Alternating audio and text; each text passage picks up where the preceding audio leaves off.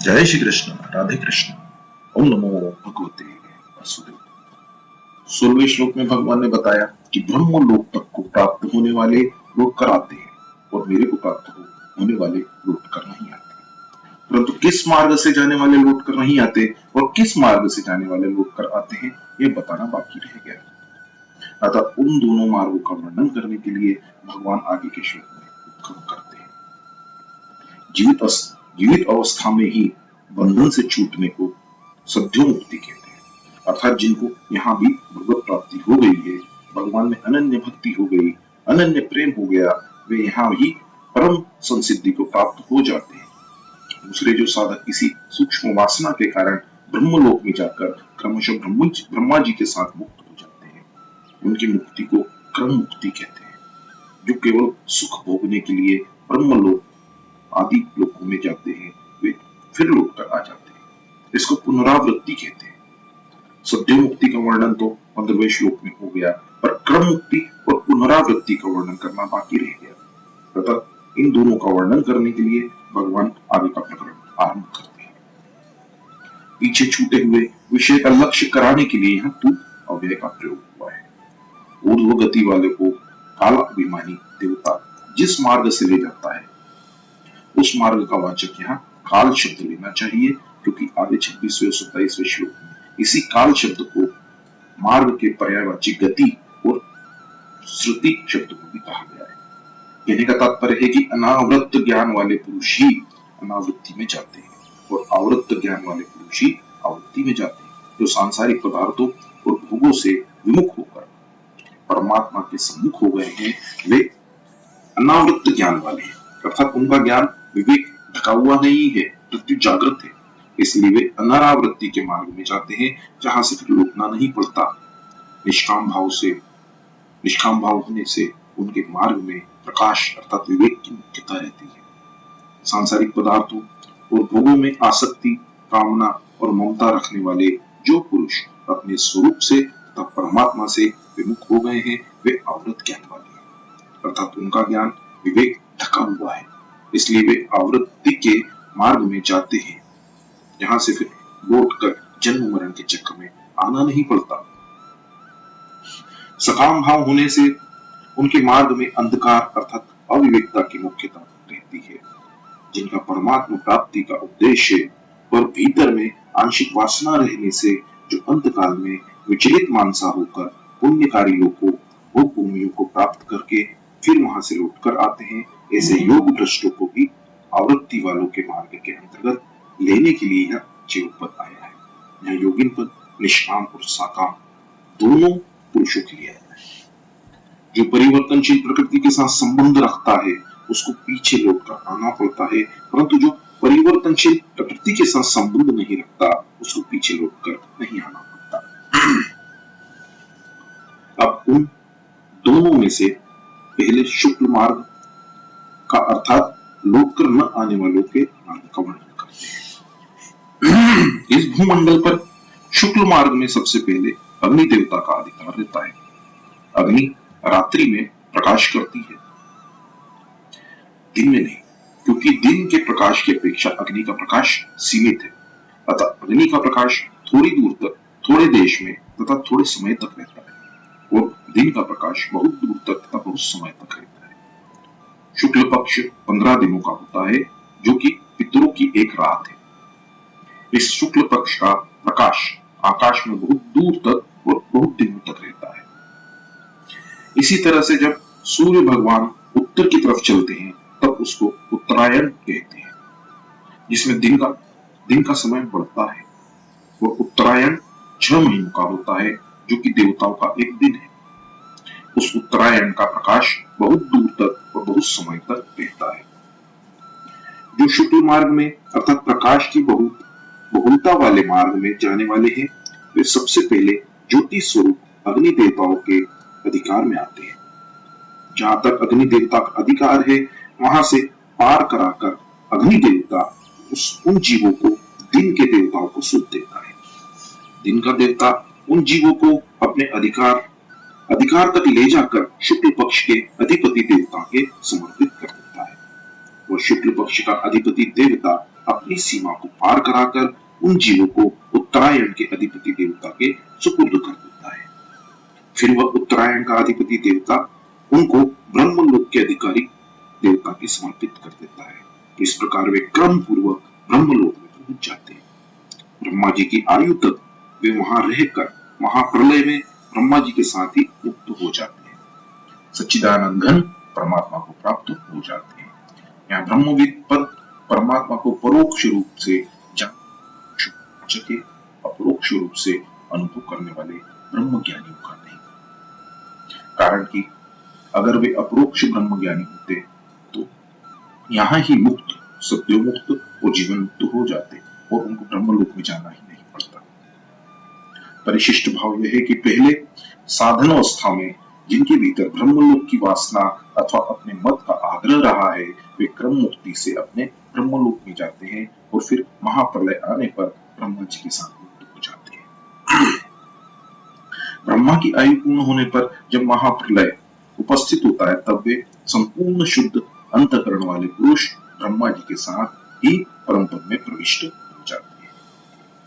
क्रम मुक्ति में ब्रह्मलोक मार्ग में आने वाले एक स्टेशन की तरह है, जहां सुख की वासना वाले पुरुष उतरते हैं, परंतु जिनमें सुख की वासना नहीं है वे वहां नहीं उतरते। जैसे हमारा कोई प्रयोजन न हो तो मार्ग में स्टेशन आए या जंगल आए, क्या फर्क पड़ता है।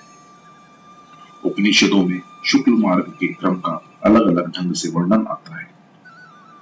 जैसे छंदोग्योग उपनिषद के अनुसार अर्ची का देवता, दिन का देवता, शुक्ल पक्ष का देवता, उत्तरायण का देवता, संवत्सर, आदित्य, चंद्रमा, विद्युत और फिर अमानव पुरुष के द्वारा ब्रह्मलोक में ब्रह्मा के पास ले जाना।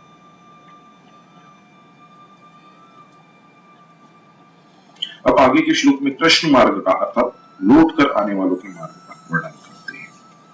देश और काल की दृष्टि से जितना अधिकार अग्नि अर्थात प्रकाश के देवताओं का है, उतना ही अधिकार धूम अर्थात अंधकार के देवता का है। वो धूमाधिपति देवता कृष्ण मार्ग से जाने वाले जीवों को अपनी सीमा में पार कराकर रात्रि के अधिपति देवता के अधीन कर देता है। रात्रि के अधिपति देवता उस जीव को अपनी सीमा से पार कराकर देश काल को लेकर बहुत दूर तक अधिकार रखने वाले कृष्ण पक्ष के अधिपति देवता के अधीन कर देता है। वह देवता उस जीव को अपनी सीमा से पार कराकर देश और काल की दृष्टि से बहुत दूर तक अधिकार रखने वाले दक्षिणायन के अधिपति देवता के समर्पित कर देता है। वह देवता उस जीव को चंद्रलोक के अधिपति देवता को सौंप देता है। इस प्रकार कृष्ण मार्ग से जाने वाला वह जीव ध्रुव, रात्रि, कृष्ण पक्ष और दक्षिणायन के देश को पार करता हुआ चंद्रमा की ज्योति को अर्थात जहाँ अमृत का पान होता है, ऐसे स्वर्ग आदि दिव्य लोगों को प्राप्त हो जाता है। फिर अपने पुण्यों के अनुसार निम्नाधिक समय तक वहां रहकर अर्थात भोग कर पीछे लौट कर आ जाता है। यहाँ एक ध्यान देने की बात है कि यह जो चंद्रमंडल दिखता है यह चंद्रलोक नहीं है, कारण कि यह चंद्रमंडल तो पृथ्वी के बहुत नजदीक है, जबकि चंद्रलोक सूर्य से भी बहुत ऊंचा है। उसी चंद्रलोक से अमृत इस चंद्रमंडल में आता है, जिससे शुक्ल पक्ष में औषधियां पुष्ट हो जाती है। अब एक समझने की बात है कि यहाँ जिस कृष्ण मार्ग का वर्णन है वह शुक्ल मार्ग की अपेक्षा कृष्ण मार्ग है। वास्तव में तो यह मार्ग ऊंचे ऊंचे लोकों में जाने का है। सामान्य मनुष्य मरकर मृत्यु लोक में जन्म लेते हैं। जो पापी होते हैं वे आसुरी योनियों में जाते हैं और उनसे भी जो अधिक पापी होते हैं वे नरक के कुंडों में जाते हैं। इन सब मनुष्यों से कृष्ण मार्ग से जाने वाले बहुत श्रेष्ठ हैं। वे चंद्रमा की ज्योति को प्राप्त होते हैं।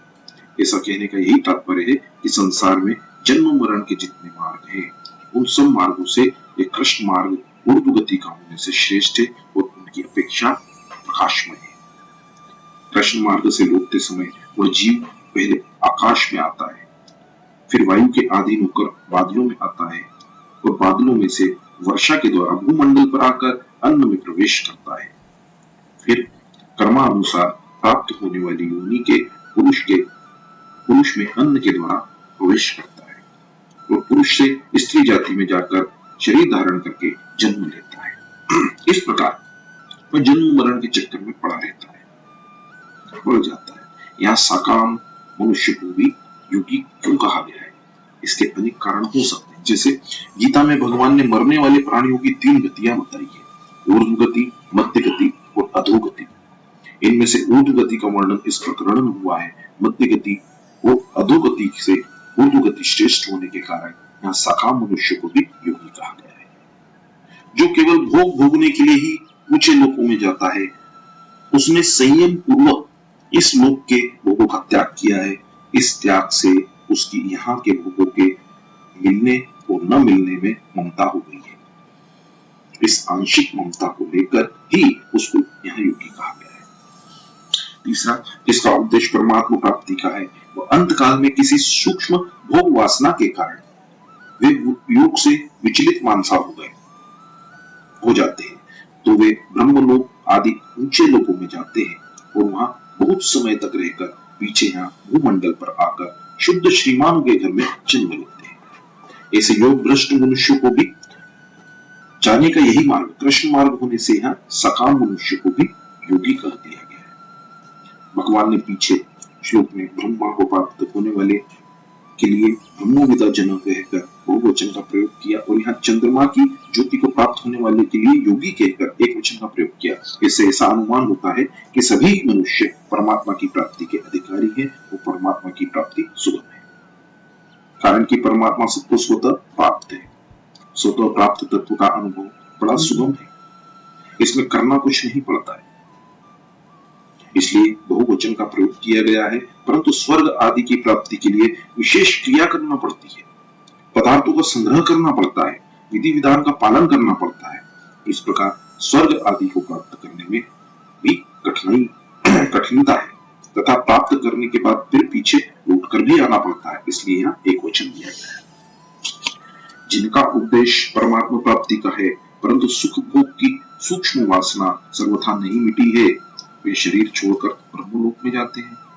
ब्रह्मलोक के भोग भोगने पर उनकी वह वासना मिट जाती है तो वे मुक्त हो जाते हैं। इसका वर्णन यहाँ 24वें श्लोक में। जिनका उद्देश्य परमात्मा प्राप्ति का ही है और जिनमें न यहाँ के भोगों की वासना है तथा न ब्रह्मलोक के भोगों की, परंतु जो अंत काल में निर्गुण के ध्यान से विचलित हो गए हैं, वे ब्रह्मलोक आदि लोकों में नहीं जाते, वे तो सीधे ही योगियों के कुल में जन्म लेते हैं। अर्थात जहाँ पूर्व जन्मकृत ध्यान रूप साधन ठीक तरह से हो सके, ऐसे योगियों के कुल में उनका जन्म होता है, वहां के साधन करके मुक्त हो जाते हैं।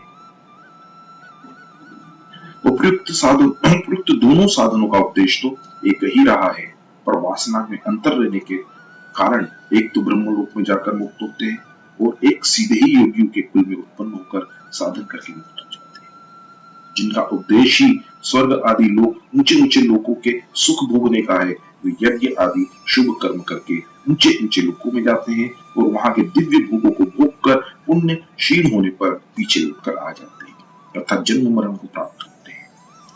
जिसका उद्देश्य तो परमात्मा प्राप्ति का ही रहा, पर सांसारिक भोगों की वासना को वो मिटा नहीं सका, इसलिए अंत काल में योग से विचलित होकर वो स्वर्ग आदि लोकों में जाकर वहां के भोग भोगता है और फिर लौटकर शुद्ध श्रीमानों के घर में जन्म लेता है। वहां वो जबरदस्ती पूर्व जन्मकृत साधन में लग जाता है और मुक्त हो जाता है।